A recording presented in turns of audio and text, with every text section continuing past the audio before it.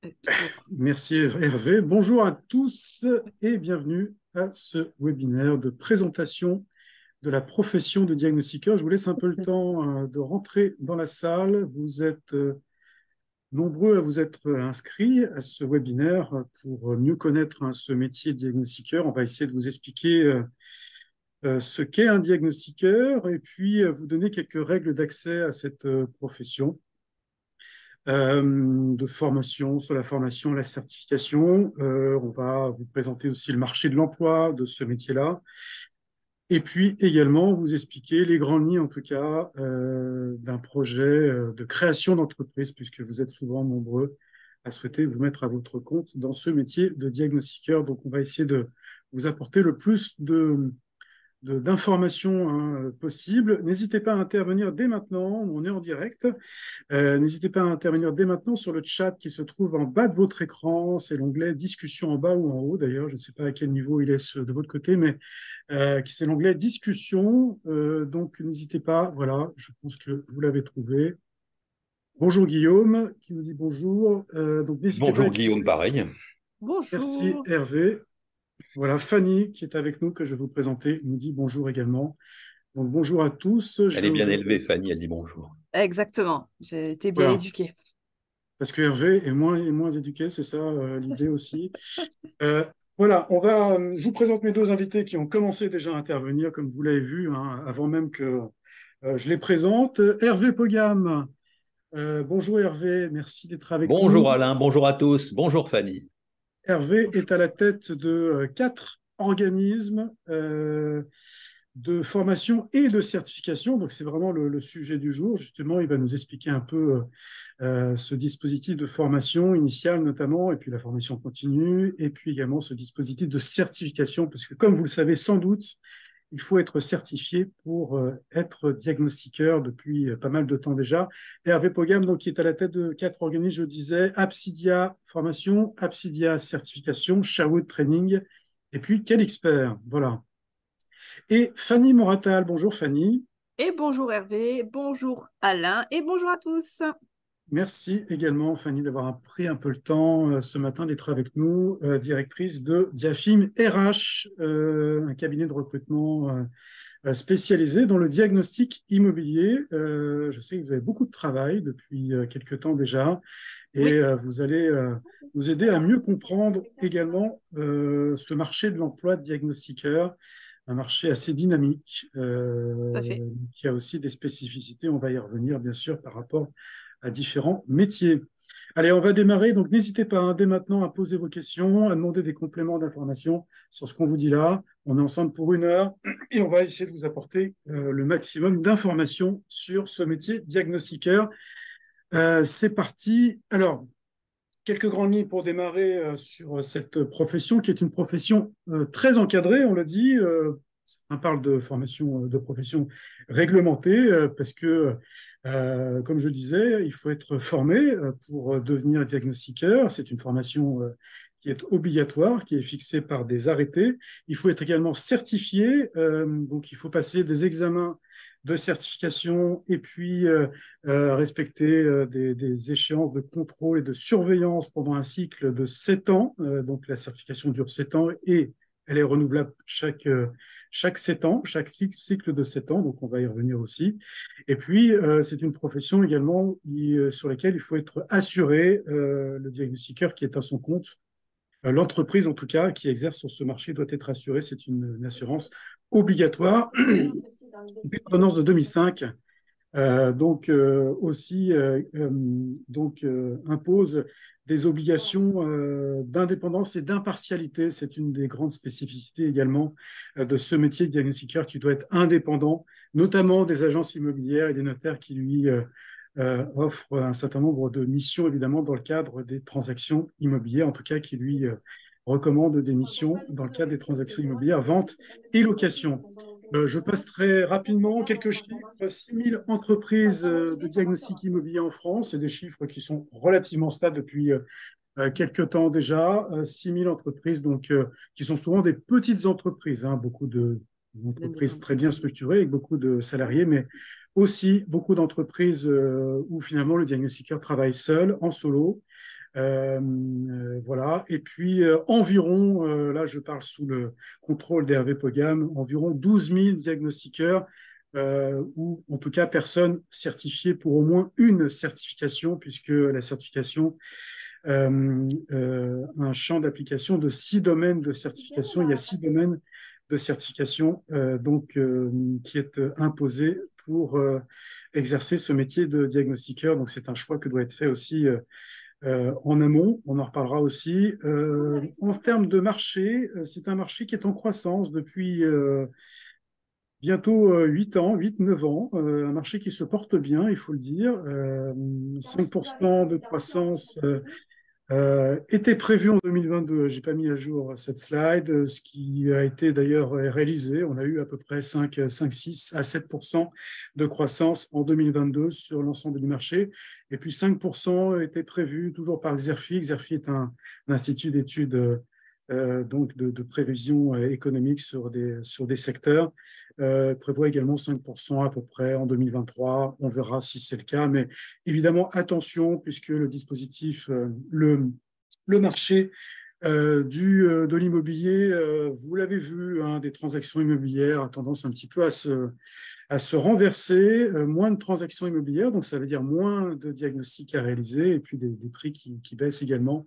Donc sans doute aussi peut-être un peu moins de dynamisme sur ce marché de la transaction qui concerne les diagnostiqueurs qui sont donc sur ces diagnostics obligatoires lors de la vente et de la location des biens immobiliers. On va y revenir également. N'hésitez pas à intervenir, Fanny ou Hervé, si vous avez un Tu dis des bêtises? complément. Oui, notamment si je dis des bêtises, ce qui est sans doute le cas, et puis surtout pour des compléments d'information, vous qui connaissez bien ce métier comme moi, bien sûr. Dans ces grandes lignes, quelques grandes lignes aussi sur les différents types de diagnostics immobiliers. Vous les connaissez sans doute, les diagnostics obligatoires lors de la vente et de la location, ces fameux dossiers de diagnostic technique, amiante, DPE, très connus, notamment en ce moment. L'électricité, le gaz, les termites et le plomb. Ça, c'est les 6 domaines de certification, notamment. Ce sont les 6 domaines sur lesquels vous devez être certifié obligatoirement pour exercer. Et donc, ce sont généralement les 6 types de diagnostics les plus réalisés par les diagnostiqueurs. Généralement, il y a aussi la loi Carrez qui est également intégrée dans ce dossier de diagnostic technique. La loi Carrez qui est un mesurage et qui n'est pas soumis à la certification, je le précise. Et vous avez aussi d'autres types de diagnostics qui sont complémentaires ou qui peuvent être réalisés aussi en forme de spécialisation. Certains diagnostiqueurs sont spécialisés uniquement dans les repérages amiante avant travaux et avant démolition, sur les diagnostics à l'immeuble, les dossiers des DTA, les dossiers d'amiante des parties privatives, les DTG, les PPT, on en reparlera aussi peut-être si on a le temps. C'est donc diagnostics qui sont réalisés sur les immeubles, et puis des idées aussi de diversification autour de la transaction. On peut être bien sûr spécialisé ou diversifié sur ces diagnostics de la transaction, de la sécurité, ou autre. Et puis sur les copropriétés, sur la thermique, notamment je pense à l'audit énergétique qui est entré en vigueur au 1er avril dernier et qui est devenu un pan important de l'activité des diagnostiqueurs en complément du DPE. Vous le savez sans doute, l'audit énergétique réglementaire, vous en avez sans doute entendu parler. Voilà pour les différents diagnostics. Je passe vite. Les prescripteurs, j'en parlais. Les prescripteurs, alors juste Alain, tu me disais qu'éventuellement il fallait intervenir, et si ma mémoire est bonne, pour juste remettre les choses, mais je dis bien si ma mémoire est bonne, la loi Carrez ne fait pas partie du dossier de diagnostic technique, puisque la loi Carrez peut toujours être effectuée par le propriétaire qui peut attester lui-même de la superficie privative de son bien. Réglementairement, tu as raison. C'était le côté purement technique de l'opération, et c'est vrai que ce métier comporte beaucoup de couches et de sous-couches. C'est ça. Merci Hervé. Je voudrais juste rajouter que par rapport aux missions qui ont été données précédemment, certaines missions ne sont pas accessibles avec les simples 6 certifications basiques du diagnostic immobilier et nécessitera forcément des formations supplémentaires ou des certifications supplémentaires.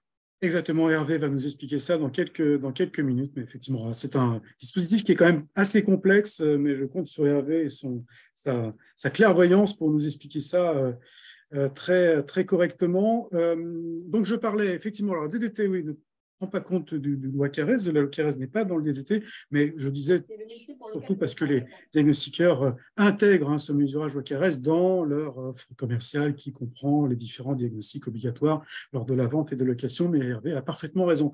Les principaux prescripteurs, donc les agences immobilières et notaires, qui sont les plus grands fournisseurs, entre guillemets, puisqu'on est censé être indépendant d'eux, donc, mais effectivement, évidemment, quand il y a des ventes ou des locations immobilières, il y a des diagnostics à réaliser. Et puis, les diagnostiqueurs peuvent aussi travailler par la suite directement vers la clientèle des particuliers, les propriétaires. Les bailleurs sont maintenant bien au courant qu'il y a des diagnostics à réaliser. Ils s'adressent souvent directement, sans même passer par un intermédiaire, vers le diagnostiqueur. Et puis d'autres clientèles un peu plus pointues sur différents diagnostics, on y reviendra peut-être par la suite, les syndics, les administrateurs de biens, les bailleurs sociaux, les institutionnels, sur des missions un peu plus complexes, notamment sur les repérages amiantes avant démolition et avant travaux.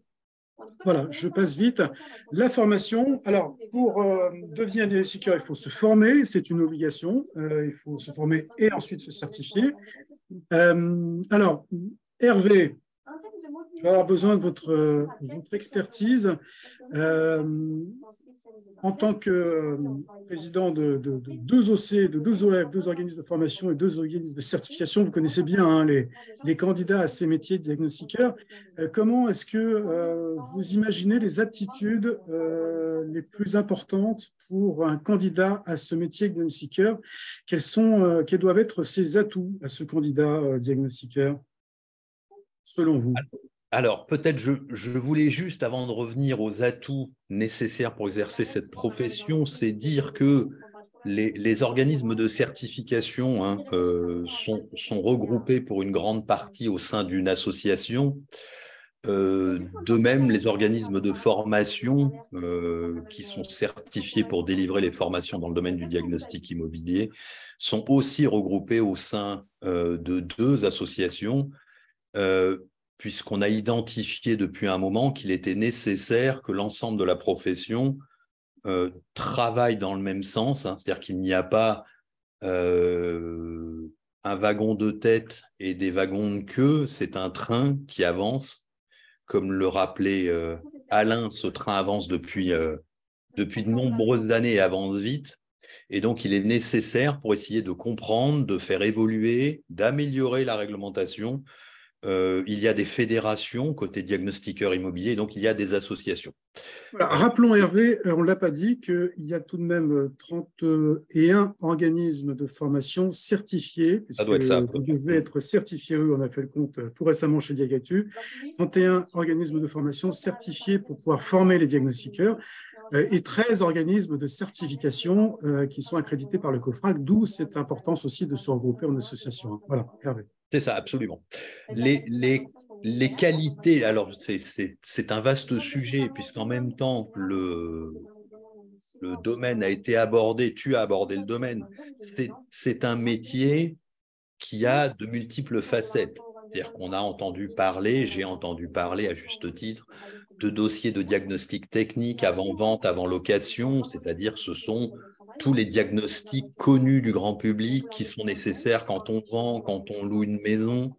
Il y a aussi tous les donneurs d'ordre, type bailleurs sociaux, les communautés de communes, les régions, les conseils généraux, etc., qui sont des gros propriétaires fonciers, et puis la plupart des très grosses entreprises, SNCF, Air France, Aéroports de Paris, j'en passe et des meilleurs, qui possèdent des millions de mètres carrés d'immeubles multiples et divers qui nécessitent d'une manière ou d'une autre ces diagnostics à une époque ou à une autre de la durée de vie de ces immeubles. Ce métier peut être exercé, on le sait tous, de façon indépendante. Je crois que le métier est encore aujourd'hui exercé par 40 à 45% de gens qui sont indépendants, c'est-à-dire qui travaillent tout seuls, de chez eux ou dans un bureau qu'ils louent. Le restant de la profession étant entre les mains d'entreprises de taille plus ou moins importante, de réseaux de franchise qui existent depuis maintenant longtemps. Les qualités, on s'en doute qu'aujourd'hui, c'est un métier extrêmement réglementaire, technique. Il faut donc accepter de se former techniquement dans un ou plusieurs domaines et d'avoir la rigueur au quotidien. Et quand je dis au quotidien, c'est vraiment la réalité, c'est-à-dire du lundi au vendredi, c'est-à-dire 5 jours par semaine, 4 semaines par mois, et comme je dis régulièrement, 11 mois par an, et que ce métier se pratique sur la durée et qu'il faut vraiment accepter de mettre en place des process à la suite des formations et des certifications, particulièrement quand on est tout seul, mais aussi quand on travaille sous la responsabilité d'un employeur. Veiller à ce que les bonnes pratiques perdurent. Hein. C'est un peu comme pour le permis de conduire. On en parle régulièrement dans cette profession. De la même façon que le permis de conduire, on a une formation d'un certain nombre d'heures, on passe un examen qui autorise dans un cas, on est autorisé à conduire, dans l'autre cas, on est autorisé à pratiquer le diagnostic immobilier, mais il n'y a que la pratique et la bonne pratique qui permettra de faire d'un nouvel entrant un bon diagnostiqueur. Voilà, je ne monopolise pas trop, on rebondira. Merci. Merci Hervé, effectivement, oui, c'est une introduction intéressante. Rigueur, on est d'accord Hervé, hein, et ou Fanny également, hein, vous connaissez aussi ces candidats. Rigueur, c'est un terme qu'on retrouve souvent quand j'interroge les acteurs, les formateurs, etc. C'est ce terme souvent qui revient. Fanny, on est d'accord? Oui, alors en effet, dans les atouts du diagnostiqueur, on retrouve la rigueur, c'est nécessaire parce que c'est un métier de contrôle, comme donc on parle de permis de conduire, mais c'est un peu aussi comme le contrôle technique de la voiture, donc il faut être hyper rigoureux pour ne passer à côté de rien quand on visite un bien ou un bâtiment. Mais aussi relationnel, parce que c'est quand même un métier où ce que j'aime bien dire au quotidien, c'est que le diagnostiqueur immobilier, c'est un peu comme un médecin. C'est-à-dire que si vous allez à l'hôpital et que vous avez une maladie, il ne va pas vous dire le nom de la maladie, parce que vous n'allez rien comprendre. Ben, le diagnostiqueur, c'est un peu la même chose. Il vient chez vous, il détecte des anomalies, et s'il parle dans son jargon, ben, vous n'allez rien comprendre, et justement, ça peut faire peur justement aux donneurs d'ordre. Et justement, le diagnostiqueur est là avec son relationnel pour vulgariser sa profession et rendre accessible l'information et un peu dédramatiser le contrôle qu'il fait. Oui, notamment sur le DPE, hein, dont on entend beaucoup parler, ce diagnostic de performance énergétique. Exactement. Et l'audit énergétique réglementaire. Il y a un travail de pédagogie aussi à faire par le diagnostiqueur. D'où le relationnel qui doit être important dans ce métier. Parfaitement d'accord. Fanny, Hervé? Je lisais une intervention, enfin une demande de M. Courmont sur le type de formation. Oui. Alors, je ne sais pas si on rentre dans le vif du sujet tout de suite. Non, mais j'allais y venir. Très bien, vas-y. Aujourd'hui, la formation professionnelle, hein, qui est régie par le Code du travail, prévoit exactement comme il est rédigé dans la question, les formations professionnelles, sauf réglementation spécifique, peuvent se dérouler en distanciel, en présentiel, en e-learning, un mix des trois qui s'appelle le blended, hein, pour ceux qui sont amateurs de whisky. On trouve beaucoup de whisky single malt ou blended. C'est un mélange. Merci pour cette référence très utile. Je sais que ça allait faire plaisir à beaucoup de gens. C'est le temps de l'apéro en ce moment. Mais il est peut-être un tout petit peu tôt. Il est peut-être un tout petit peu tôt pour le rosé piscine et le whisky. Je suis d'accord. À Toulouse peut-être, hein, effectivement. Fanny est à Toulouse. Mais en tous les cas, réglementairement, les trois possibilités sont ouvertes. Néanmoins, c'est vrai qu'on ne souhaitait pas aborder, mais on peut rebondir dessus. Le DPE et la formation DPE va subir une modification de réglementation dans un an, c'est-à-dire au 1er juillet 2024, donc on peut considérer que c'est dans un an, et cette formation ne pourra pas être réalisée entièrement en e-learning. Donc voilà un début de réponse. Donc pour le DPE, en tout état de cause, la moitié de la formation devra être réalisée en présentiel. Présentiel, alors je ne suis pas encore rentré dans le détail, on reste sur du présentiel et non pas du présentiel visio. Ça sera du présentiel en salle. Pour les autres domaines, puisque le DPE, c'est un des 6 domaines, pour les autres domaines, il n'y a pas d'évolution pour le moment. Et c'est vrai que la réglementation autorise le déroulé de ces formations entièrement en e-learning, en mixte, en visio, à distance, tout est possible. À partir du moment où l'organisme de formation, on l'a rappelé, détient une certification pour délivrer ces formations, cette certification, elle peut porter uniquement sur le e-learning, sur le présentiel ou sur le mixte. Vérifiez bien auprès de l'organisme de formation auprès de qui vous allez solliciter une prestation, qu'il a la compétence, la capacité réglementaire à vous délivrer la formation qui vous convient, à savoir e-learning complet, mixte, présentiel, etc. Merci Hervé. Et c'est vrai que la certification des organismes de formation n'est pas non plus est à prendre en compte, est à vérifier bien sûr, mais c'est bien aussi peut-être de poser la question à des stagiaires, des anciens stagiaires, de s'intéresser aux formateurs, de la qualité de la formation des différents organismes, parce qu'il y a des niveaux qui ne sont pas toujours très homogènes parmi les 30 organismes de formation qui existent pour former les diagnostiqueurs. Donc, c'est bien de vérifier dans tous les domaines, de toute façon, la qualité des prestataires auxquels vous ferez appel, de toute façon. En dehors de cette vérification, hein, le côté Calliope, le côté certification OFDI, organisme de formation pour le diagnostic immobilier, c'est certainement important de rappeler, puisqu'on s'adresse à des nouveaux entrants, c'est important de rappeler qu'une formation ne peut pas être l'alpha et l'oméga de la réussite professionnelle future.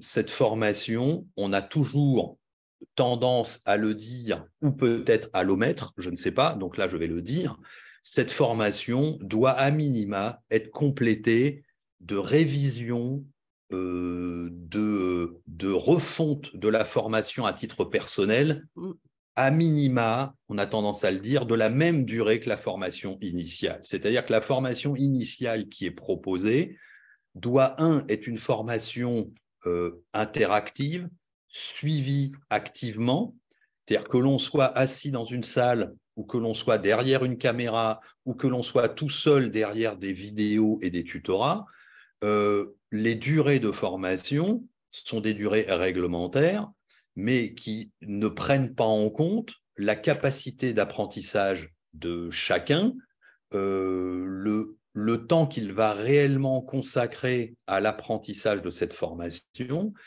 et qu'un des secrets de la réussite quand même de ce métier, c'est d'accepter de doubler le temps de sa formation par un travail personnel à l'issue de cette formation, c'est-à-dire recommencer à relire l'ensemble de ses supports, travailler à blanc, puisque je rappelle que réaliser des diagnostics immobiliers, le gros avantage, c'est qu'on est tous locataires, propriétaires de biens immobiliers, petits, moyens, grands. On a des parents, des amis, des grands-parents, des relations avec lesquelles on va pouvoir aller mettre en pratique ce que l'on a appris, ce qu'on dit mettre les mains dans le cambouis, mais il ne faut pas imaginer qu'à l'issue d'une formation qui est classiquement d'une quarantaine de jours, c'est-à-dire un tout petit peu moins de 300 heures pour la plupart des organismes de formation, si on s'intéresse à tous les domaines, hein, on ne va pas rentrer dans le détail, ou si on rentre, tu me le diras, mais c'est vrai que cette formation, c'est une première étape, et je reviens, hein, vous allez me dire, quand on est vieux, on a un peu ces petites marottes, mais je reviens à cette notion de permis de conduire. Il n'y a qu'à partir du moment où vous aurez votre papier en main que vous allez faire de la route sur des distances plus ou moins longues, le jour, la nuit, sous la pluie, dans le brouillard. Le diagnostic immobilier, c'est la même chose. Il ne faut pas imaginer qu'à l'issue d'une formation d'une quarantaine de jours, un technicien soit parfaitement opérationnel. La plupart des sociétés sérieuses qui recrutent des diagnostiqueurs immobiliers après des formations initiales les font travailler entre 4 et 8 semaines à minima, en doublon avec des techniciens qui ont déjà de l'expérience, afin de les faire valider leur travail. Voilà. Merci Hervé. Fanny, oui. Oui, juste rajouter qu'en effet, c'est en plus de la rigueur et le relationnel, la curiosité fait aussi partie d'un atout du diagnostiqueur parce que justement, il doit pousser la formation à découvrir par lui-même et à on va dire, former en allant pousser les portes de la connaissance, en allant des fois même aller voir les connaissances du bâti, parce que tout le monde ne vient pas du bâtiment quand on devient diagnostiqueur immobilier, mais c'est des fois aller à Castorama, des choses comme ça, pour apprendre un petit peu des noms de matériaux, des choses plus bâtiments, et justement aller s'intéresser quand on commence à travailler sur le terrain et à poser les questions utiles et ne pas avoir peur justement de poser des questions pour alimenter justement sa formation terrain. Ouais, la curiosité n'est pas un vilain défaut, on le sait. Au contraire. Ok, au contraire. Quelques questions de ma part. On n'a pas de questions spécifiques sur ce sujet-là dans le chat, mais prérequis, qu'est-ce qu'il faut comme prérequis pour devenir diagnostiqueur VPOGAM? En l'état actuel de la réglementation, et ce depuis une évolution qui remonte maintenant à quelques années, il n'y a pas de prérequis scolaires qui ne puissent trouver de réponse dans les formations proposées.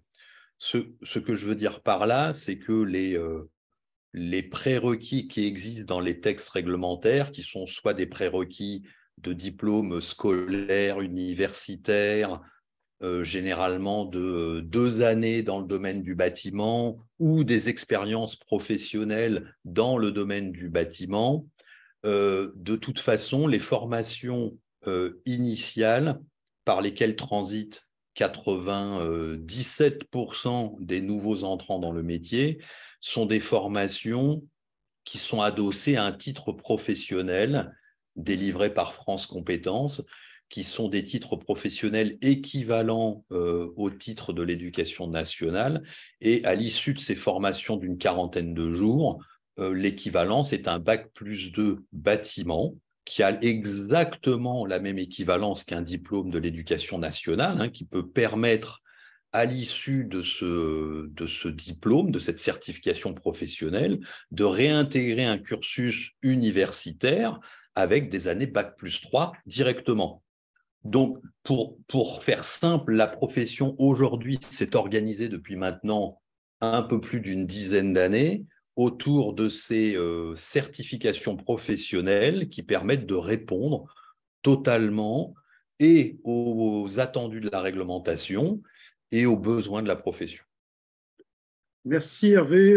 Un mot sur ces formations réglementaires, puisqu'en fait, on a bien donc un nombre d'heures ou de journées de formation minimale à suivre pour devenir diagnostiqueur en fonction des domaines et des diagnostics qu'on souhaite réaliser par la suite lorsqu'on va exercer. Globalement, vous parliez d'une session longue qui est la plus souvent proposée par vos camarades, vos confrères, dans les organismes de formation, d'une quarantaine de jours, c'est ça, de formation au total, dans celles qui sont obligatoires? Absolument. Oui. C'est-à-dire qu'aujourd'hui, c'est vrai que beaucoup de gens raisonnent métier de diagnostiqueur immobilier. Ce qu'il faut savoir, c'est que d'un point de vue réglementaire, mais je l'apprendrai ni à Fanny ni à toi, le métier de diagnostiqueur en tant que tel n'existe pas. C'est-à-dire que chacun peut se former ou non et se certifier ou non dans un certain nombre de domaines. Il existe 6 domaines réglementaires qui nécessitent une formation obligatoire initiale et une certification. Quand on parle de diagnostiqueur immobilier, on parle généralement de quelqu'un qui va se former et se certifier dans 4 domaines ou plus. Mais il existe aussi des gens qui ne se forment et qui ne se certifient typiquement que dans le domaine de la performance énergétique, le DPE, typiquement dans le domaine de l'amiante. Ce sont des domaines pour lesquels il existe de très nombreux certificats, je dirais, individuels, qui ne transitent pas par quelqu'un qui exercerait le métier de façon plus généraliste. Donc, réglementairement, rien n'oblige quelqu'un à suivre une formation longue. Les durées de formation réglementaire, elles s'analysent domaine par domaine. Elles sont de 3 ou 5 jours. Alors, pourquoi 3 ou 5 jours? C'est-à-dire 3 x 7, 21 heures, ou vous rajoutez 2 jours de plus, 21 ou 35 heures pour les domaines avec mention. Alors, les domaines avec mention, c'est le plomb, l'amiante, le DPE. Il faut donc justifier à minima d'une formation de 21 heures certifiée pour pouvoir prétendre passer une certification thermite, électricité, plomb, DPE, etc., sans mention. Et si l'on souhaite passer la mention, il est nécessaire de rajouter 14 heures de plus, c'est-à-dire 2 jours. Donc, tous ces domaines peuvent être abordés individuellement. Là se pose plus basiquement le problème du prérequis, puisque l'on l'a vu que quand on fait une formation longue, cette formation est sanctionnée par un diplôme d'une certification professionnelle qui donne une équivalence Bac+2. Si l'on ne souhaite se former que dans un domaine ou certains domaines, en tous les cas sans effectuer une formation longue, chaque organisme de certification a mis au point et a déployé, je dirais, son processus pour valider les prérequis nécessaires conformes à la réglementation. Je pense qu'on ne rentrera pas dans le détail aujourd'hui de chacun de ces processus en fonction du cursus et du parcours professionnel de la personne qui souhaite se former et se certifier. Chaque organisme de certification a mis en place soit des questionnaires particuliers, des entretiens, un certain nombre de choses comme ça, pour regarder si le niveau Bac+2 ou équivalent dans le bâtiment est présenté par le candidat. Alors, Christophe nous dit, sauf si Fanny voulait intervenir, mais Christophe nous dit, si je comprends bien, soit on opte pour la formation longue, entre parenthèses complète, soit il est possible de tenir certif par certif. Et puis, il nous complète également, les deux voies permettent, quoi qu'il en soit, d'exercer dans la mesure des certifs obtenus. Oui, dans le champ des certifs obtenus, effectivement. On est d'accord, hein, Hervé, hein. Alors, ce qu'il faut savoir, c'est qu'effectivement, c'est la réalité. On peut faire réellement de la formation et de la certification à la carte. Il n'y a aucun souci là-dessus. Par contre, en fonction du projet professionnel que l'on a, il est nécessaire de savoir que si l'on prévoit d'être salarié, vous avez des entreprises qui font du diagnostic généraliste, et il n'y a rien de péjoratif là-dedans, hein, c'est certainement ce qu'il y a de plus difficile, du diagnostic généraliste sur l'ensemble des domaines, vont souhaiter recruter un salarié qui disposera d'un maximum de certification. Ensuite, vous avez des entreprises beaucoup plus spécialisées dans les domaines amiante, plomb avant travaux éventuellement, des entreprises spécialisées plus côté performance énergétique des bâtiments qui, elles, peuvent ne souhaiter recruter que des gens spécifiquement formés et certifiés dans un domaine précis. Mais il convient à ce moment-là de se renseigner, en tous les cas, mais de ne pas aller comme ça le nez au vent. Oui, Fanny, on y reviendra après. Alors, moi, je voudrais juste rajouter qu'il est tout à fait, en effet, possible de faire certif par certif, bloc par bloc. Attention seulement si vous voulez vous faire financer par Pôle emploi ou tous les organismes comme ça, puisque aujourd'hui, Pôle emploi va demander une formation certifiante ou du moins inscrite à France Compétences, et de le faire bloc par bloc va vous bloquer les financements. Donc, très important, c'est un point qui est assez important et pertinent de le rajouter. Donc, si vous voulez faire bloc par bloc, c'est possible, mais le financement par votre propre denier. Voilà, c'est la raison pour laquelle la quasi-totalité des candidats optent pour une formation longue, et donc ces fameuses packages, je ne sais pas comment on les appelle, ces formations longues, en tout cas très complètes. Alors, Angélique demande, bonjour, donc si je n'ai aucune connaissance, j'opte pour la formation longue plus passage des certifs. Oui. Alors, on peut, je n'ai pas de réponse toute faite là-dessus, mais quel est l'état d'avancement? Il faudrait, je sais bien qu'une heure, c'est extrêmement court, hein, on en est déjà à 35 minutes, mais ce métier de diagnostiqueur immobilier qui aujourd'hui rentre globalement dans sa 25e année, hein, et pour le métier de diagnostiqueur plus généraliste, on est sur une grosse quinzaine d'années. aujourd'hui, continue à évoluer jour après jour et va continuer à évoluer. Il faut quand même de plus en plus que les candidats qui souhaitent intégrer ce métier essaient, par le biais d'entretiens avec des gens qui exercent déjà, d'immersion professionnelle, de recherche sur Internet, d'essayer de comprendre les différentes facettes que propose ce métier. Donc, effectivement, la solution la plus classique et celle qui est retenue par un maximum de nouveaux entrants, c'est la formation longue qui va être financée conjointement par la région, Pôle emploi, peut-être son compte CPF. Les choses se font de manière assez simple et cette formation permet d'avoir une base solide, en tous les cas nécessaire, pour pouvoir prétendre trouver un emploi. Est-ce que c'est la seule porte d'entrée? Je suis obligé de répondre non. Voilà. Quelqu'un qui vise clairement un métier axé plutôt chantier, c'est-à-dire des démolitions, de l'avant-travaux, qui va être préoccupé donc essentiellement par les polluants bâtiments type amiante, plomb, etc., pourrait se contenter de ne se former que dans ces domaines, bien entendu. Oui, c'est en plus un marché très porteur et qui est en croissance également, donc c'est à prendre en compte, bien sûr, hein. Et moins soumis aux aléas du marché de la transaction immobilière en plus. Tout à fait. Ouais. Bon, les modalités de formation, Hervé nous l'a dit, hein, tout est possible pour le moment en tout cas. Ça va peut-être évoluer par la suite. Est-ce que je peux juste rajouter quelque chose sur le e-learning? Alors, attention quand même au e-learning qui est quand même un coût beaucoup moins important qu'une formation en présentiel ou en distanciel ou en 100% distanciel ou en mixte. Ceux qui vont opter pour la formation en 100% e-learning doivent avoir conscience que ce n'est pas une formation où vous avez des formateurs qui vont être là auprès de vous au quotidien. Ce qui sous-entend qu'avec la formation, il va falloir encore plus redoubler d'efforts pour vous former à côté sur d'autres choses. Donc, personnellement, c'est un avis qui m'est propre, mais quelqu'un qui n'a aucune connaissance en bâtiment ne sera pas forcément le profil adéquat pour aller vers cette typologie de formation.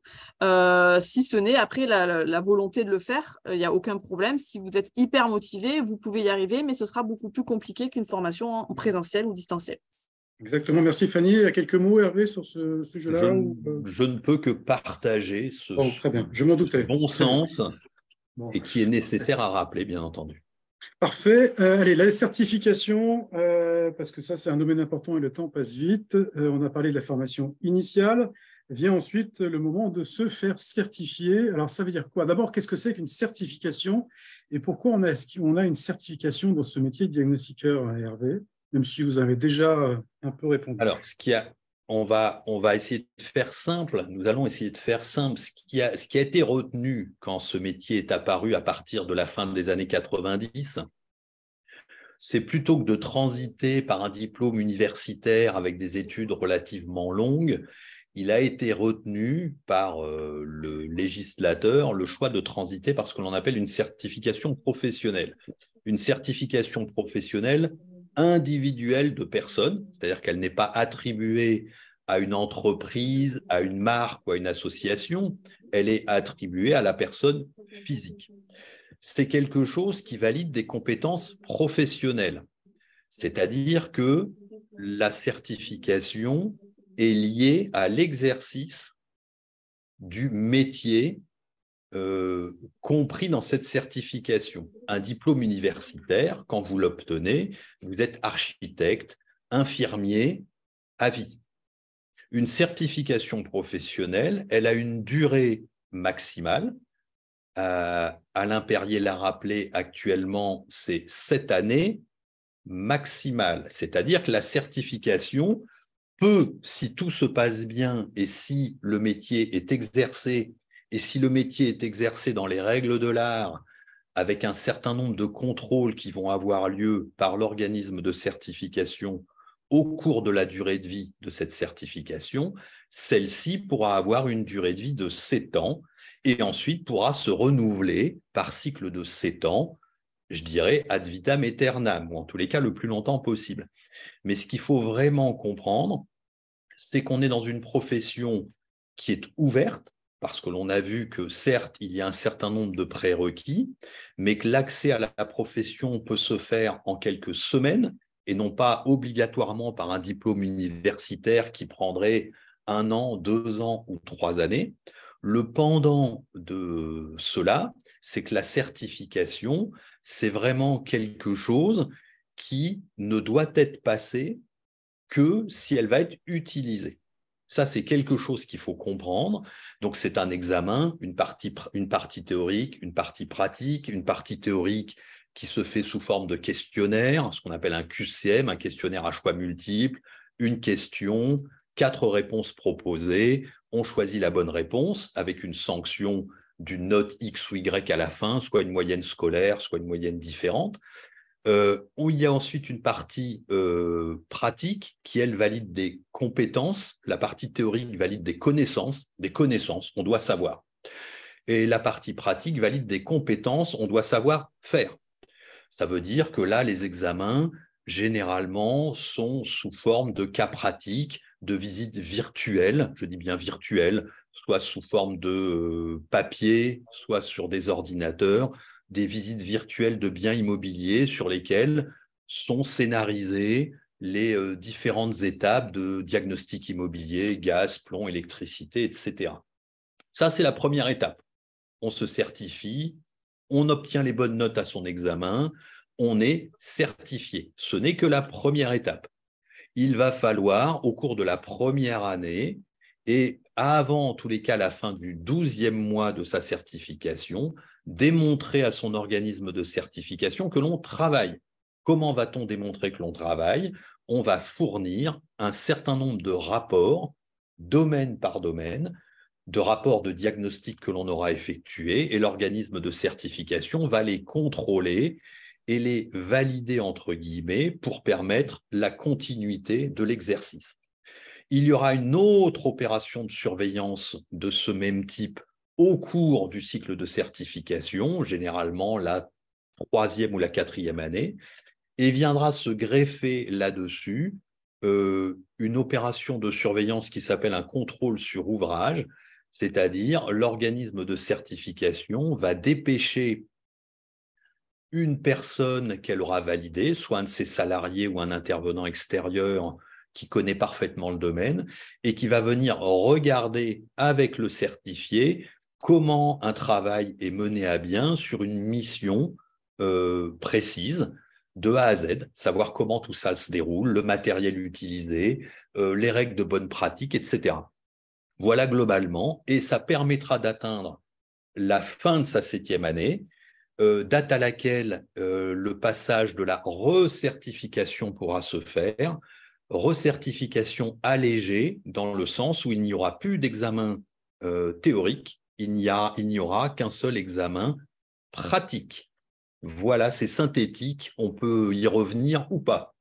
C'est parfait, Hervé, c'est synthétique. C'est vrai que le dispositif est assez complexe, hein, quand même, avec ces 6 domaines, en plus des domaines qui ne respectent pas toujours les mêmes dispositifs, hein. On parle du DPE qui est en train d'évoluer, il sera même assez différent par rapport aux autres domaines, donc ça sera à partir du 1er juillet 2024, on ne va pas en parler forcément maintenant, mais je vous conseille évidemment de vous tenir informé de ce dispositif de certification qui évolue régulièrement, hein, tout de même, au gré des réformes, et ça depuis un peu plus de 15 ans maintenant. Vous avez à l'image, hein, ce cycle initial de certification donc, qui reprend tout ce que nous a dit Hervé sous forme de graphique plus ou moins clair, mais encore une fois, hein, c'est un dispositif pas simple. Est-ce qu'on pourrait… Alors, je vois un monsieur Dutrieux qui nous rappelait, est-ce que l'on avait vu sa question? Je dois avouer que moi, je ne l'avais pas vue, mais je veux bien la lire et la commenter, mais je pense qu'on ne pourra pas rentrer dans un détail. J'ai le choix entre 2 organismes de formation. Bon, là, on comprend bien que ni moi, ni personne n'est là pour vous conseiller qui que ce soit. Exactement. C'est un peu Néo-formation, 350 heures, 280, je penche, etc. Une antenne près de chez moi n'est pas sûre d'ouvrir, etc. Vous avez un peu, à mon sens, vous avez vos réponses dans votre question. C'est-à-dire qu'à un moment, on a dit tout à l'heure qu'il fallait vérifier donc le fait que l'organisme soit certifié Calliope, certifié au FDI, ce que vous avez certainement fait, mais vous mettez l'accent sur quelque chose qui est important, c'est le fait que beaucoup d'organismes de formation sont déployés sur l'ensemble du territoire national, voire même dans les DROM, et donc ouvrent des sessions, ce que l'on appelle des sessions dans différentes villes en France à différentes dates, dates calendaires, et qu'il est bien entendu prévu généralement dans les conditions générales de vente que si un quota ou un nombre minima de stagiaires n'est pas atteint sur une session, l'organisme de formation se réserve le droit d'annuler ou d'ajourner cette session de formation. Donc là, enfin entre guillemets, la seule chose que moi je pourrais vous dire, c'est d'essayer de vérifier le bien fondé de la session qui va se mettre en place, et puis ensuite de faire votre choix en fonction de ça. C'est compliqué de pouvoir dire autre chose, mais vérifier par le biais de dialogue que vous pouvez avoir avec cet organisme de formation, avec des anciens stagiaires, hein. Il ne faut pas hésiter à demander des coordonnées éventuellement d'anciens stagiaires avec lesquels vous puissiez éventuellement échanger. Et puis ensuite, il n'y a aucune raison que ça se déroule, entre guillemets, que ça se déroule mal, mais essayez en tous les cas de bien faire valider le fait que la session aura lieu ou non. Quelles sont vos conditions de recours si la session n'a pas lieu? Est-ce qu'on vous rembourse? Est-ce qu'on vous fait un avoir? Est-ce qu'on vous déplace sur une prochaine formation? Est-ce qu'on vous envoie dans une autre ville? Voilà, je peux difficilement dire plus. Qu'en penses-tu, Alain? Ouais. Merci Hervé. Fanny, moi, j'ai juste une chose à rajouter par rapport à la formation qui est proposée. Donc, il y en a une des deux qui propose 70 heures en entreprise, donc il sous-entend un stage en entreprise. Jusque-là, c'est plutôt bien. Cependant, ça va dépendre aussi le choix de la formation va dépendre aussi de votre projet derrière. Parce que forcément, trouver une entreprise qui va vous accueillir pendant 15 jours pour vous montrer le terrain peut être quelque chose d'assez compliqué si votre projet derrière est de monter votre entreprise. Ce n'est pas impossible, ça sous-entend potentiellement d'aller à un autre secteur que là où vous êtes installé vous, mais aujourd'hui, c'est quand même, si vous discutez avec d'anciens stagiaires, le fait de trouver un stage en entreprise, surtout pour 15 jours, peut être une chose très complexe dans la recherche, en tout cas, puisque peu d'entreprises, surtout, je ne sais pas quand est-ce que seront les dates de formation, surtout si on est pendant l'été ou du moins à la rentrée, pour trouver une entreprise qui vous prendra 15 jours, peut être vraiment un parcours du combattant. Merci Fanny. Hervé, je passe à l'écran la plaquette Apsidia certification, hein, dont vous êtes le président. Notamment pour avoir une idée un peu précise, je n'ai pas vu passer de questions à ce sujet-là, mais c'est souvent des questions sur le prix des certifications et le prix aussi d'ailleurs des formations et des certifications. Là, vous avez quand même justement un exemple précis du coup de ces deux éléments-là chez Apsidia Certification qui est un des organismes et formation, hein, qui sont deux organismes assez importants, historiques de ce métier diagnostiqueur depuis déjà pas mal de temps, Hervé Pogan. Voilà. Pour rappel, que ce soit côté formation ou certification, nous avons tous des obligations de mettre à disposition du grand public des informations sur nos sites Internet ou des plaquettes physiques si on en a. Nous avons des obligations et parmi les obligations que nous sommes en train d'aborder, c'est des obligations tarifaires, bien entendu. Donc, j'invite tout le monde à aller regarder ces conditions tarifaires. Je sais que ce n'est pas forcément ce qu'il y a de plus passionnant, mais c'est nécessaire. Pourquoi? Parce que ces obligations tarifaires, souvent, sont en plusieurs volets. Hein, vous avez un volet 1, un volet 2, un volet 3. Ne focalisez pas forcément sur le prix d'appel qui est indiqué sur la page de garde du site web ou de la petite plaquette. Mais ça, je pense que vous en avez tous l'habitude. C'est pareil pour les sites de vacances, c'est pareil pour tout ce que vous achetez. Vous avez généralement un prix de base qui va être le plus restreint possible. Et puis, une fois que vous aurez mis un certain nombre d'options, allongement de la durée de la formation, passage des examens, etc., vous allez avoir un autre prix. En tout état de cause, tout ça est public, c'est obligatoire. Les mentions qui n'existeraient pas sont extrêmement surveillées par la DGCCRF, hein, qui régit toujours tout ça et qui fait des nombreux contrôles. Et parmi les contrôles les plus récurrents, l'annonce des prix de vente et des tarifs sont vraiment extrêmement suivis. Pour les organismes de certification, c'est exactement la même chose. Alors, bien évidemment, ce qui est compliqué, c'est que les prix sont généralement fractionnés entre passage d'examen, surveillance documentaire 1, surveillance documentaire 2, contrôle sur ouvrage, que les prix peuvent varier parce que je fais un seul contrôle sur ouvrage, j'en fais 2, j'en fais 3, j'en fais 4 le même jour, le tarif ne va pas être le même, le tarif va être dégressif. C'est vrai que tout ça, même si c'est grand public, n'est pas forcément, je dirais, la chose la plus simple à définir. Mais je vous invite néanmoins à essayer de vous faire un petit tableau récapitulatif. Si on voulait faire quelques généralités, mais qui correspondent quand même à un marché, les formations longues sont des formations qui généralement sont comprises entre 7 000 et 10 000 euros en fonction de la durée de la formation et de ce qui est prévu à l'intérieur. Ces formations prévoient le passage des examens de certification. Je parle bien du passage des examens de certification, pas des opérations de surveillance et des contrôles sur ouvrage. Donc, ils sont inclus à l'intérieur. Ces formations peuvent avoir des coûts moindres. Fanny l'évoquait, si on passe en e-learning complet, par exemple, bien entendu que le prix de la formation peut être divisé par 2 quasiment, hein, puisqu'il n'y a plus de formateurs, plus de salles, pas d'interaction. Et côté certification, on peut considérer une moyenne entre 700 et 1000 euros pour un domaine de certification pour une durée de 7 ans. C'est quelque chose de réaliste qui existe pour les organismes de certification, et ceux-là, je les connais plutôt bien parce qu'ils sont moins nombreux.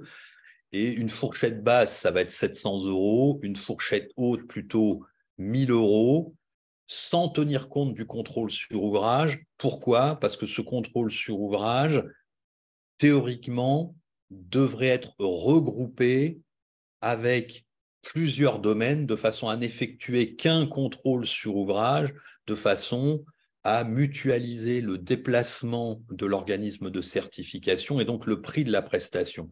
Globalement, un contrôle sur ouvrage, c'est plus ou moins 1000 euros. Et bien entendu, si c'est pour un seul domaine, c'est entre guillemets un coût relativement important. Mais si on arrive dans ce contrôle sur ouvrage à intégrer 2, 3, 4 ou 5 domaines, on comprend parfaitement qu'à ce moment-là, le coût pour un domaine baisse fortement. Et bien donc là, il est extrêmement compliqué de pouvoir avancer un chiffre, ça ne serait pas réaliste et ça ne serait pas entendable. Bon, merci Hervé. Bon, effectivement, et c'est des coûts qui, malheureusement, entre guillemets, risquent d'augmenter de toute façon. Là aussi, à partir de 2024, si l'on voit les projets de réforme donc, qui sont en cours, notamment sur ce domaine DPE. Pour le DPE uniquement, hein, je crois qu'il est quand même important. Il est quand même important de rappeler aussi à tout le monde qu'il y a certes une évolution de la réglementation prévue dans un an.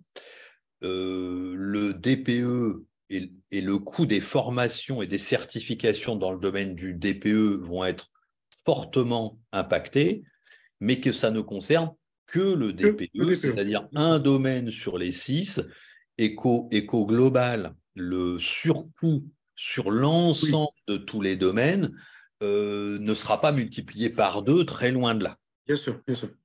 Très bien. Merci Hervé pour toutes ces explications. La liste à l'écran des 13 organismes certificateurs, hein, dont Apsidia Certification et Calixpert, hein, dont vous êtes le président, et puis donc 11 autres confrères, vous êtes nombreux. 13 organismes de certification donc accrédités par le COFRAC. Ça, c'est une obligation, bien sûr, pour pouvoir certifier les diagnostiqueurs. Alors maintenant, je vais faire travailler Fanny. Sur ce marché de l'emploi. C'est mon moment. Comment? Voilà, c'est votre moment. C'est mon moment. Voilà, exactement. Alors, je vais vous proposer de commenter un peu les différents chiffres qu'on a relevés, nous, chez Diagactus. C'était une enquête d'il y a un an. Alors, peut-être que les chiffres ont un peu évolué, vous allez nous le dire. le portrait robot du diagnostiqueur salarié. Alors, je vais essayer de... Voilà. Diagnostiqueur salarié, alors d'abord, c'est un homme, en très grande majorité, ça, je pense que ça n'évolue pas. Ça n'évolue pas, voire très peu. On reste toujours à peu près 10% de femmes dans le métier. 10, Voilà, 12%, ouais, voilà, c'est ça. Ouais, on est d'accord. La moyenne d'âge évolue peu aussi, elle a tendance un petit peu à rajeunir, mais vraiment de façon très sensible. Ouais, 44 ans pour le salarié, un peu plus élevé pour le gérant d'entreprise. Et là, on va rencontrer une moyenne d'âge qui, au fil des années, va un peu diminuer aussi, puisque forcément, les trentenaires sont dans la phase de réquestionnement sur leur vie professionnelle, et beaucoup de trentenaires, justement, s'orientent vers le métier du diagnostiqueur immobilier, parce que, justement, on en entend parler aujourd'hui dans les médias et sont plus sensibles à la question de l'environnement et au maintien des bâtiments et à la rénovation énergétique. Ouais, c'est tout à fait vrai ce que vous dites là, Fanny. Et puis en plus, il y a beaucoup de professionnels qui sont vers l'âge de la retraite ou quasiment qui arrivent, donc qui cèdent leur entreprise. On en reparlera un petit peu plus par la suite. Tout à fait. On reste un métier de reconversion professionnelle, malgré tout, toujours, même si là aussi, on essaie de travailler à essayer de mettre en place des cursus de formation universitaire, mais ce n'est pas le cas pour l'instant, ou très peu en tout cas. Donc, c'est surtout un métier de reconversion professionnelle. Généralement, on devient diagnostiqueur après avoir exercé un ou plusieurs métiers.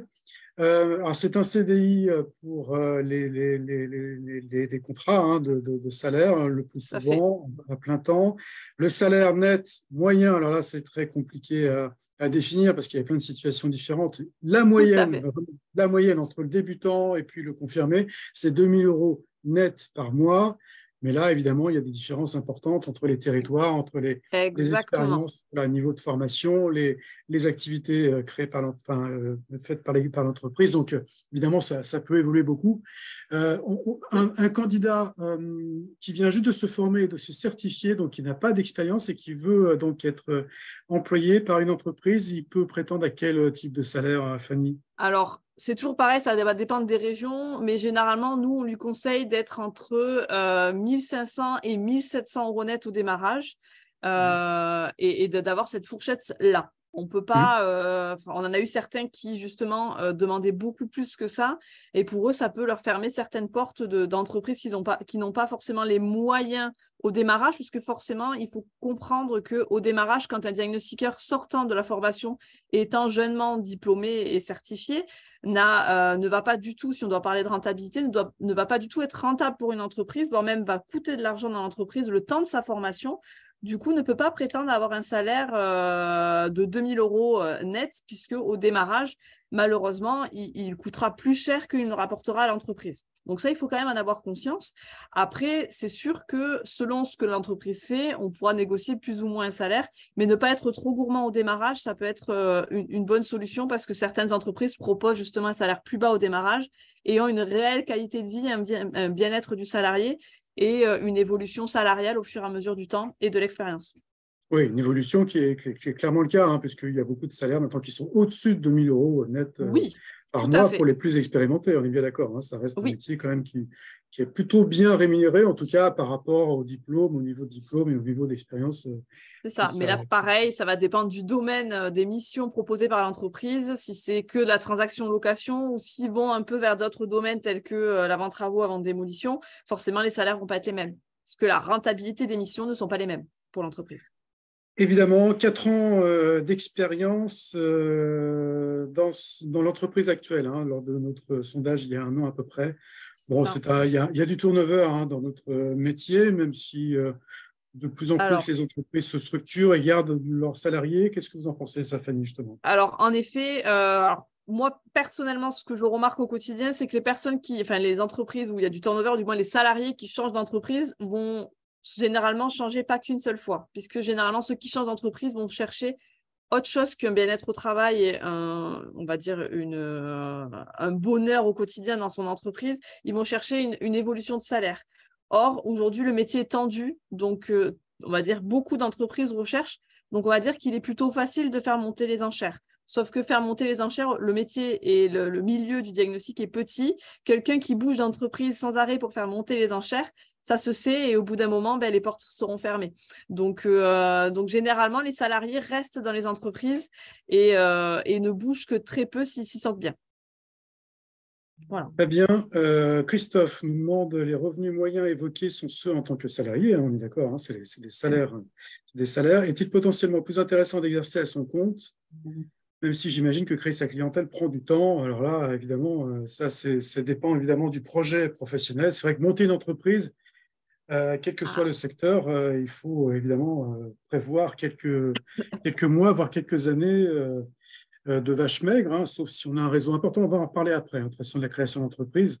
Mais évidemment, pour se garantir des revenus immédiats, évidemment, le salariat est toujours le plus intéressant. Voilà. Je ne sais pas si vous avez un complément à dire, mais voilà, c'est l'idée. Oui, c'est toujours plus sécurisant de commencer salarié pour déjà avoir une expérience et un salaire fixe. Cependant, quand on a une envie de se monter à son compte, d'abord être salarié et ensuite se monter à son compte, je ne suis pas certaine que ce soit la meilleure solution parce que quand on veut se monter à son compte, on se monte à son compte. Et justement, d'être salarié, on voit tout le revers de la médaille de son employeur, en fait, de tous les on va dire les aléas qu'il a au quotidien, que ce soit avec les clients, les donneurs, les apports d'affaires, les donneurs d'ordre. C'est un métier qui n'est pas simple quand on crée son entreprise et quand on commence salarié, on voit directement les inconvénients se monter à son compte. Généralement, c'est rare de voir les gens qui se montent à son compte. Enfin, non, on en a, mais c'est moins flagrant que ceux qui se montent à leur compte directement. Merci Fanny. Je continue sur ce portrait robot. Bac plus 2 en moyenne en termes de diplôme, en tout cas de niveau de formation.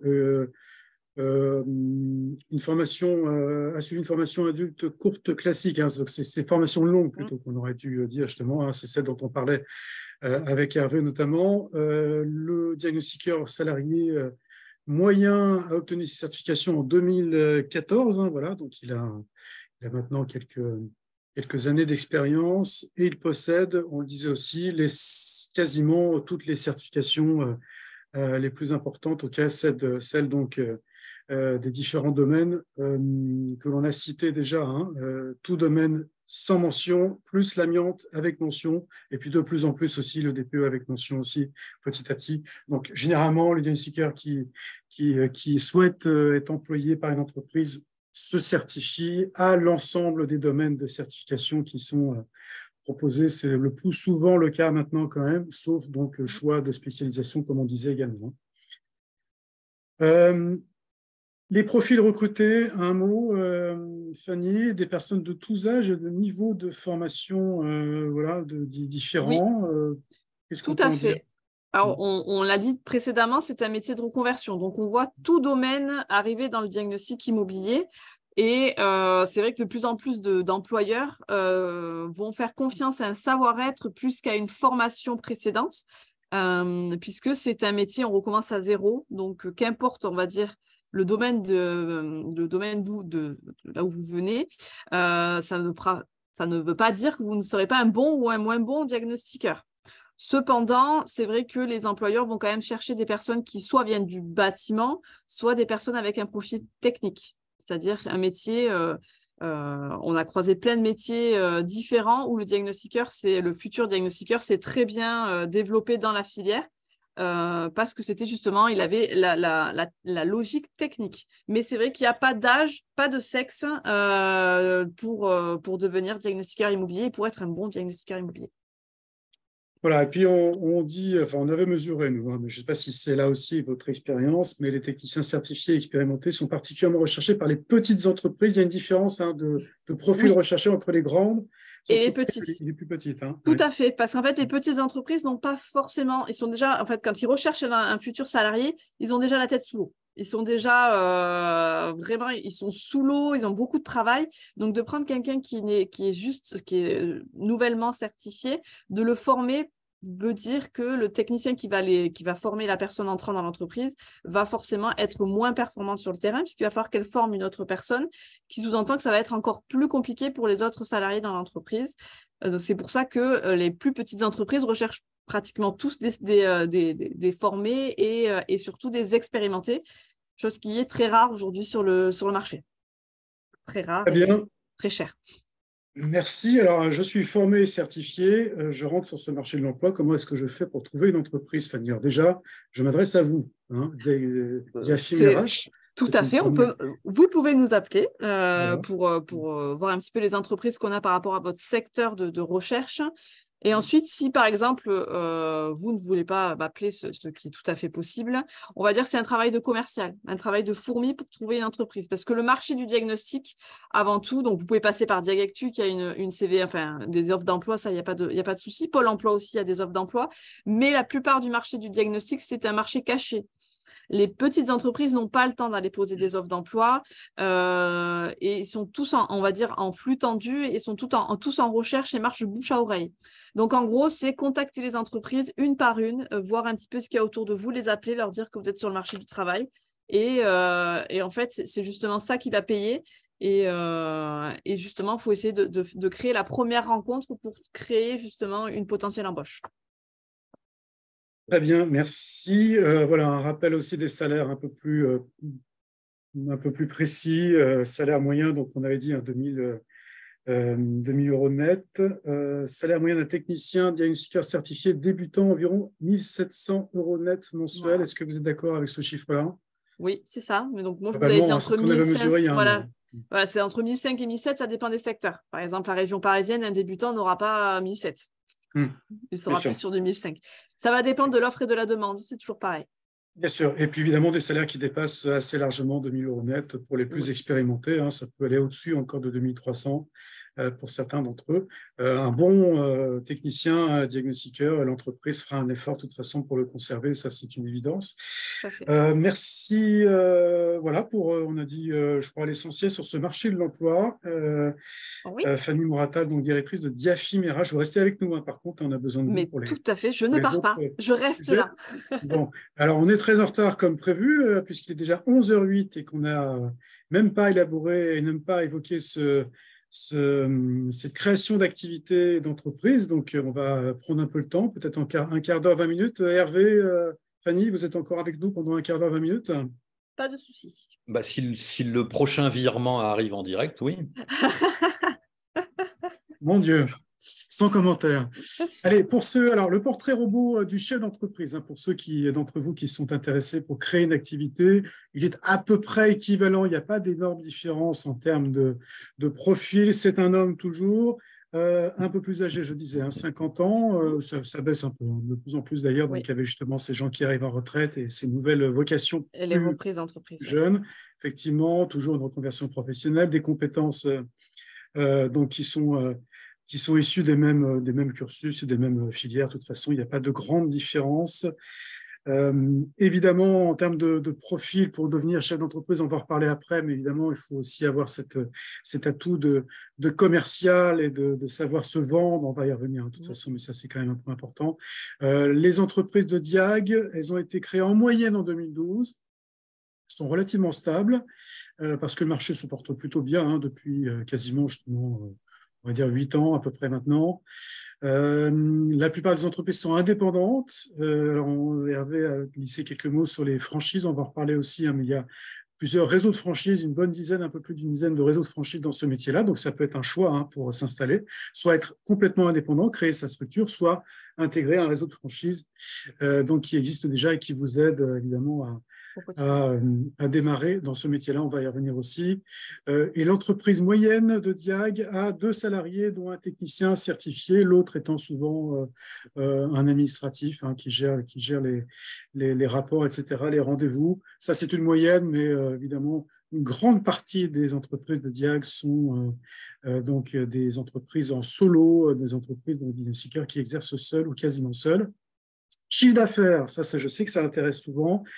On l'avait mesuré il y a 1 an, chiffre d'affaires moyen 245 000 € donc pour les entreprises qui avaient répondu à notre sondage à l'époque. Voilà, alors Ça ne compte pas forcément les nouvelles entreprises qui viennent de démarrer, etc. Il faut vraiment tenir compte les premiers mois, voire les premières années de chiffre d'affaires beaucoup plus bas, le temps de démarrer. Donc, c'est vraiment pour les entreprises qui sont en roue libre et qui ont été créées depuis au moins 1 an ou 2. 50%, si je lis bien, voilà, du chiffre d'affaires des entreprises provient des professionnels de la transaction immobilière. Donc, c'est un métier qui reste quand même assez ancré encore sur ces fameux diagnostics obligatoires lors de la vente et de la location des biens immobiliers. Et puis, 75% du chiffre d'affaires repose sur les missions de DDT, vente ou location. Donc, c'est ce que je vous disais. Donc, c'est essentiellement lié à ces diagnostics obligatoires lors de la vente et de la location. Hervé, Fanny, vous intervenez si vous souhaitez pour commenter tout ça. Créer son entreprise, c'est d'abord faire une étude de marché. On le dit jamais suffisamment, mais c'est important. Il ne faut pas non plus créer son entreprise sur un coup de foudre devant un reportage qui parle du DPE. C'est une étude de marché. Il faut voir les agences immobilières. Étudier la concurrence. Comment ? Étudier la concurrence. Étudier la concurrence. L'immobilier, la typologie des bâtiments aux alentours, l'âge des bâtiments, l'âge de la mobilité des habitants. Enfin bref, il y a plein de choses à étudier pour faire une bonne étude de marché pour le court, le moyen et surtout le long terme. Vous avez tout dit, Fanny, effectivement. Le choix de la structure juridique, alors ça, je ne peux que conseiller de s'adresser à un juriste compétent, mais bon, là, c'est évidemment une structure juridique très généraliste. Il n'y a pas de spécificité dans le métier de diagnostiqueur. C'est une entreprise commerciale, donc SARL, SAS, etc., comme vous le souhaitez.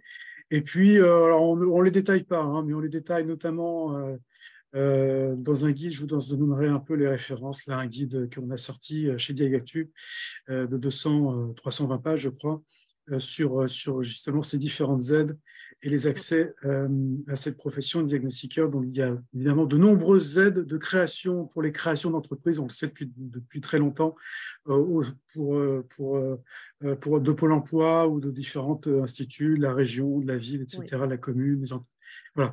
Donc ça, il faut vous renseigner, évidemment, c'est évidemment très spécifique en fonction de votre zone géographique. Pourquoi reprendre une entreprise? Alors parce qu'en fait, vous pouvez soit créer votre entreprise, soit en reprendre une. Alors chez Diagactu, on a un portefeuille important au sein de la filière, sans doute le plus important d'entreprises à reprendre. On le disait, il y a beaucoup d'entreprises qui sont à vendre parce que leurs gérants sont à la retraite ou vont partir à la retraite ou ils sont proches. Donc, beaucoup d'entreprises qui sont à reprendre, qui peuvent être une solution intéressante pour les nouveaux professionnels qui souhaitent exercer. D'abord parce qu'évidemment, c'est un coût plus important parce qu'il faut payer, il faut acheter cette entreprise. C'est, on va dire, entre de 30 000 € pour une toute petite entreprise jusqu'à évidemment des centaines de milliers pour des entreprises plus structurées qui comportent déjà des salariés. Mais ça permet évidemment d'exercer plus facilement et plus rapidement puisque l'entreprise est déjà en activité, a déjà un réseau de clients, de prescripteurs. Donc, ça permet évidemment de gagner beaucoup de temps au démarrage. Et puis, ça permet aussi, on le dit pas suffisamment, mais que le diagnostiqueur débutant qui n'a pas d'expérience pratique professionnel, en sortant de la formation et de la certification, on le disait, pourra justement bénéficier d'une période d'accompagnement avec le gérant qui s'en va. Souvent, elle dure 1 mois, 2 mois, voire 6 mois pour les plus longues. Et c'est une période très intéressante pour mieux comprendre ce métier-là avec le gérant qui sera ravi évidemment de passer la main et de vous aider, de vous donner toutes les clés pour exercer en pratique sur le terrain. Il vous accompagnera, bien sûr, vous l'accompagnerez les premières semaines, les premiers mois sur le terrain. Et ça vous permet évidemment de mieux connaître et ce métier-là et votre future entreprise, bien sûr. Donc ça peut vraiment être une solution intéressante pour ceux d'entre vous qui souhaitent donc exercer à votre compte. Voilà. La franchise, Hervé, on disait quelques mots aussi. Alors, vous pouvez soit donc créer votre entreprise, soit rejoindre un réseau. Ils existent, ils sont nombreux. Les plus connus, c'est Diagapter, c'est Agenda Diagnostic, sans doute le plus ancien, je crois, dans notre métier. Exim, Defim, Arliane, etc., etc. Beaucoup de réseaux qui se développent bien et assez rapidement parce que le marché, on l'a dit, est en croissance. Donc, ils recherchent parfois, évidemment, des des vocations et des futurs franchisés dans certaines zones. Certaines zones du territoire français sont déjà prises, mais à vous de vous renseigner si vous êtes intéressé pour exercer, on va dire, voilà, en lien avec un collectif, hein, puisque toutes les décisions, vous ne serez plus complètement autonome. Hein, c'est évidemment des décisions du réseau, de la tête de franchise, sur des aspects commerciaux, sur le choix des logiciels, sur le choix du matériel peut-être aussi. Mais voilà, n'hésitez pas à aller les voir, à frapper leurs portes. Ils vous expliqueront comment ils fonctionnent, combien ça coûte, hein, puisqu'il y a évidemment un coût au départ, hein, pour se lancer au sein du réseau. Et puis, il y a un petit commissionnement sur le chiffre d'affaires chaque année, évidemment, qui est pris par le réseau, notamment pour continuer à développer les services qui vous sont proposés au sein du réseau. Donc, n'hésitez pas, Diagamter, Agenda, Exim, qui sont voilà, 3 réseaux de franchise qui tiennent la route, on peut dire, ces 3-là au moins, qui sont de très bonne qualité, mais qui sont également maintenant bien développés. Je ne sais pas si vous aurez de la place, mais n'hésitez pas à aller voir. Ils sont une dizaine, un peu plus de bientôt 12 je crois, réseaux de franchise sur le marché. On en fait le liste, hein, sur le Diagactu. On a un annuaire qui s'appelle annuaire professionnel, je crois, sur le site Diagactu, qui, je crois, est exhaustif sur ces réseaux de franchise. Donc, n'hésitez pas à aller les voir si ça vous intéresse. Le matériel, Fanny pourra nous en dire un mot aussi, mais évidemment, le matériel indispensable, c'est celui évidemment que vous aurez à acheter pour exercer votre métier. Alors évidemment, pour le DPE, c'est assez limité, mais pour l'amiante, il y a des matériels importants, voilà, les EPI. Pour le plomb, c'est même l'essentiel. Pour l'électricité, vous avez des appareils électroniques qu'il faut acheter, c'est la norme l'impose, donc il faut le faire. C'est pas les plus coûteux, mais c'est un coût quand même assez important. Mais le plus important, c'est si vous souhaitez faire du diagnostic plomb, hein, ce fameux CREP, vous devez en tout cas vous poser la question de savoir si vous devez acheter ce fameux analyseur plomb. Vous l'avez peut-être vu souvent, on voit souvent, c'est une sorte d'outil sous forme de pistolet, là, un gros pistolet gris, souvent, qui coûte très très cher, 20 ou 30 000 euros, je crois, mais qui peut être financé différemment. Alors d'abord, on peut... Il y a du leasing aujourd'hui. Voilà, du leasing. Il faut vérifier aussi si évidemment, le bâti dans lequel vous allez exercer est essentiellement, en tout cas de façon importante, construit avant 48, hein, je crois, c'est bien ça, ou avant, oui, c'est ça. 49. 49, oui, voilà, donc avant 49 pour le plomb, sinon c'est peut-être pas intéressant de se mettre à ce diagnostic plomb, donc ça c'est un choix à faire. L'étude de marché, encore une fois. Voilà, l'étude de marché vous dira ça, et ça c'est important. Et puis donc cet analyseur plomb peut aussi soit être, Fanny l'a dit, hein, en leasing, en location, soit être acheté, soit être financé évidemment par un prêt, soit évidemment. Et puis aussi, vous pouvez travailler avec des confrères, hein, qui vous travaillez en sous-traitance, au moins les premiers mois, voire les premières années. Donc, si vous avez un confrère avec lequel vous entendez bien, et ça existe évidemment, vous pourrez vous faire prêter dans le cadre d'un contrat, hein, de sous-traitance cet analyseur plomb, pour exercer les diagnostics plomb, si vous souhaitez donc ne pas acquérir cet outil qui est quand même très coûteux. Et puis l'équipement informatique, important, hein, le choix notamment de ce logiciel métier. Il existe une petite dizaine de logiciels métiers qui vous permettent donc notamment, hein, de rentrer les données sur le site, hein, dans les bâtiments, et puis ensuite d'éditer les rapports sur la totalité des diagnostics, en tout cas les plus importants. Difficile d'exercer maintenant ce métier-là sans logiciel, c'est même quasiment impossible. Donc le choix de ce logiciel est important. Donc là aussi, soyez curieux, allez voir c'est les éditeurs de logiciels, faites-vous faire des tests ou des essais là, en distanciel, mais faites le bon choix sur ces logiciels-là, parce que c'est très compliqué ensuite de changer de logiciel en cours de route, hein. On perd beaucoup de temps, donc il faut faire le bon choix dès maintenant. Un site internet, c'est important aussi, c'est même essentiel dans ce métier-là.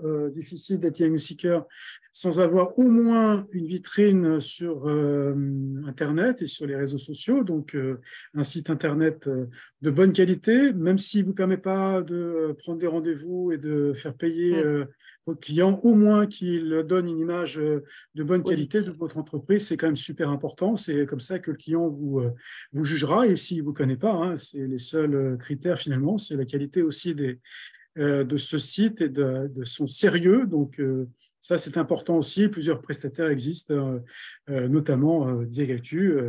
Nous sommes partenaires avec Alpha Concept, d'une entreprise, d'une agence web qui est spécialisée dans la conception de sites web de diagnostiqueurs. Donc, n'hésitez pas là aussi à vous informer auprès de nous. Liciel aussi, environnement, réalise des sites pour les diagnostiqueurs, Zebra Communication, il y a un certain nombre d'éditeurs de logiciels, de sites web importants sur ce marché, donc n'hésitez pas à les questionner également. On parle de référencement, hein, évidemment. Le référencement, c'est très important pour votre site. Ça ne sert à rien d'avoir un beau site si personne ne le trouve. Donc, le référencement, c'est important. Donc, il faut le travailler aussi. C'est un point important. Donc, l'agence web, quelle qu'elle soit, vous conseillera aussi sur ce plan-là. Je rappellerai, voilà, ça c'est l'offre diagnostiqueur de site diagnostiqueur de Diagactu, 1 250 € hors taxe. C'est le prix d'un site internet tout compris pour démarrer cette activité-là avec Diagactu et avec notre confrère, donc avec notre ami collaborateur, en tout cas Alpha Concept, qui est une agence web, voilà, partenaire. Alors, pour démarrer l'activité, évidemment, si on part de rien et si on n'a pas repris l'entreprise, si on crée l'entreprise, eh ben, il faut passer par la démarchage et la prospection. Ça va être le plus essentiel de votre travail les premiers mois, voire les premières années, parce que les missions, vous le verrez rapidement, ne vous arrivent pas comme ça, voilà, dans le bec. Hein. Je pense que Fanny, vous le savez aussi. Donc, il faut aller démarcher les agences immobilières, démarcher les notaires, vous faire connaître. Vous vendre, les convaincre de passer par vous et pas par un de vos confrères, et vous verrez aussi que les notaires et les agences immobilières ne vous ont pas attendu pour travailler avec d'autres diagnostiqueurs, bien sûr, donc il faudra convaincre que vous êtes meilleur qu'eux, ou en tout cas peut-être plus réactif, peut-être moins cher, mais est-ce que c'est la bonne solution? Non. Donc il faut éviter ces solutions de facilité qui est de baisser ces tarifs, parce que les tarifs, vous ne les augmenterez pas, vous aurez beaucoup plus de mal après à les augmenter. Donc, écoutez, ça c'est un point important. Voilà, donc tout ça, c'est un travail, une réflexion, une stratégie que vous mettrez en place dès cette étude de marché sur laquelle Fanny, évidemment, soulignait beaucoup, c'est de l'importance. Exactement. Parce que justement, cette étude de marché va vous permettre d'avoir votre cible et avec qui vous allez le plus travailler. Et derrière, vous allez pouvoir avoir une stratégie commerciale beaucoup plus ciblée et beaucoup plus pertinente. Et vous allez moins vous fatiguer à prospecter dans le vent. Et vous aurez forcément une démarche commerciale beaucoup plus efficace et qui prendra en principe moins de temps, même si en effet le marché ne vous a pas attendu et vous allez forcément dès les premiers jours et les premières semaines vous prendre des portes fermées, vous prendre des oui je vais travailler avec vous et puis finalement il n'y aura rien derrière. Mais il ne faut pas perdre patience et s'acharner parce que c'est un travail d'acharnement et de persévérance. Voilà. Effectivement, ça demande des compétences vraiment commerciales, on l'a dit, chef d'entreprise, pour quel que soit le secteur d'activité, savoir se vendre. Mais encore une fois, hein, effectivement, le marché se porte bien et personne ne vous a attendu, donc il faudra faire votre place. Voilà, et puis un mot sur la responsabilité professionnelle, hein, et notamment de l'assurance qui couvre les risques d'erreurs, notamment de diagnostic, hein, et elles existent, même pour les bons, même quand on est bon professionnel, même quand on est consciencieux, rigoureux, on peut faire des erreurs, ça arrive. Donc vous devez être assuré, c'est une obligation légale, hein, de toute façon. Donc l'entreprise est assurée, c'est une entreprise qui s'assure. Donc ça, c'est un point essentiel et indispensable. Dès la création de votre entreprise, il faudra donc être couvert pour démarrer votre activité.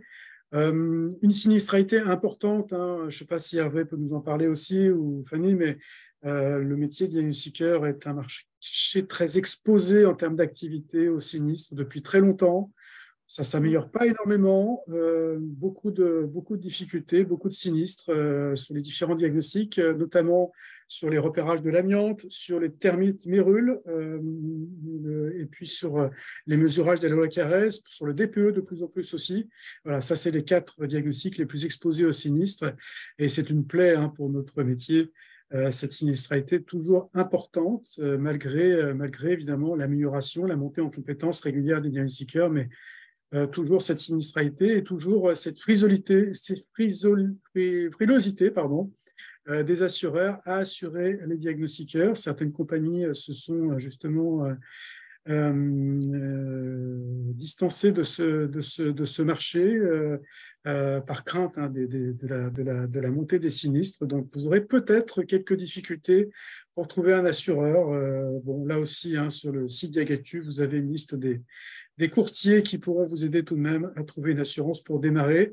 Mais attention, voilà, beaucoup de rigueur, évitez les fausses routes, évitez les sinistres, parce que l'assurance pourra vous couvrir une fois, peut-être 2 fois, mais ensuite, ça sera évidemment plus compliqué. Et évidemment, le coût de l'assurance sera évidemment plus élevé aussi. Le coût de l'assurance qui est d'environ, au démarrage, d'à peu près 1 500 € environ en moyenne par an, voilà, pour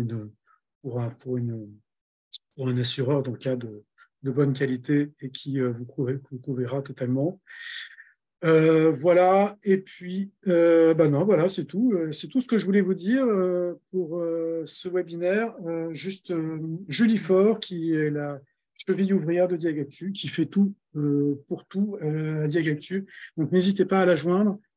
Pour toute question concernant tous ces sujets-là, création d'entreprise, reprise d'une entreprise, etc., création d'un site Internet, c'est elle qui vous guidera, vous conseillera sur tous ces sujets-là. Vous avez son adresse email et son numéro de téléphone. Et puis, bien sûr, donc, encore une fois, je rappelle les coordonnées d'Absidia Certification qui est avec nous.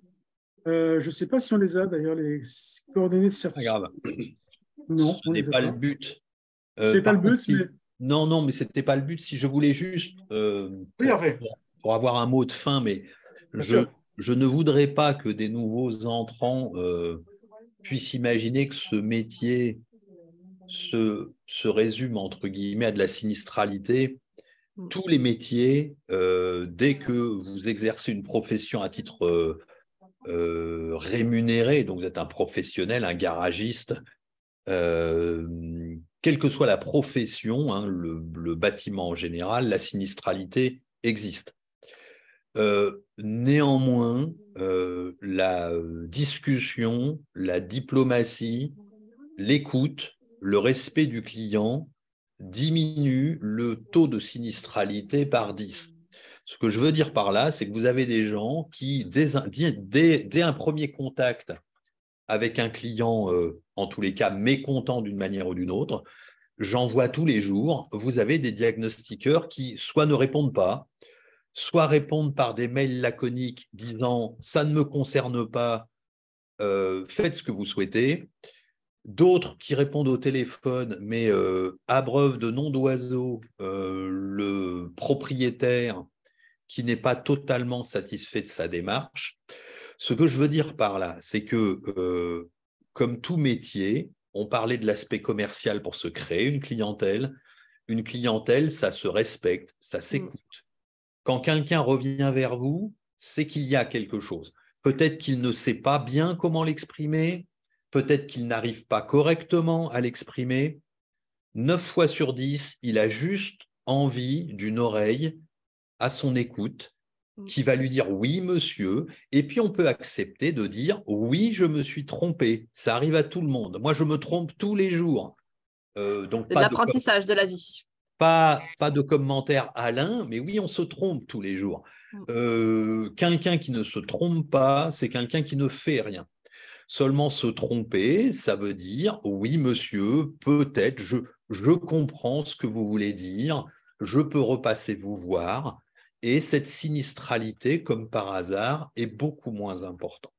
Il existera toujours une sinistralité parce que, comme le rappelait Alain, il peut y avoir des mauvaises réalisations, des mauvais repérages. Mais j'insiste vraiment sur cet aspect où, dans ce que l'on appelle le commerce, et donc le rapport commercial dans le sens large, le service après-vente est primordial dans le domaine du diagnostic. Ça sera tout. Ouais, merci Hervé pour ce mot de conclusion. Et puis Guillaume a tout à fait raison, ça reste du relationnel B2B ou B2C, effectivement, mais cet aspect relationnel, comme on disait, est essentiel, notamment en tant que chef d'entreprise. et notamment dans ce cadre de la sinistralité qui reste quand même assez importante, on le sait, mais ça ne résume pas, on est d'accord Hervé, ce métier qui est un métier passionnant, hein, parce qu'on ne le dit pas, mais quand on a des diagnostiqueurs au téléphone, eh ben, ils nous confient leur plaisir de travailler dans ce métier-là, dans des bâtiments différents, d'investiguer cette relation avec les clients, les propriétaires, etc. Hein, je pense, Fanny, c'est aussi ce qu'on oui, c'est un métier passion. Voilà. Voilà, donc ne pas oublier aussi ça, parce que c'est un point important. On fait aussi ce métier-là aussi, parce que c'est un métier intéressant, passionnant, un peu plus complexe qu'on peut l'imaginer tout de même. Comme ça, quand on voit l'extérieur, quand on voit les reportages qui pullulent là, à la télévision. Donc attention, hein, c'est un métier quand même plus complexe. Il y a des normes à respecter, il faut être rigoureux, ne pas faire n'importe quoi, parce que souvent, ce qu'on voit dans les reportages, c'est parfois des mauvais professionnels. Hein, c'est toujours vers eux que les reportages montrent, hein, mais ça se vend plus.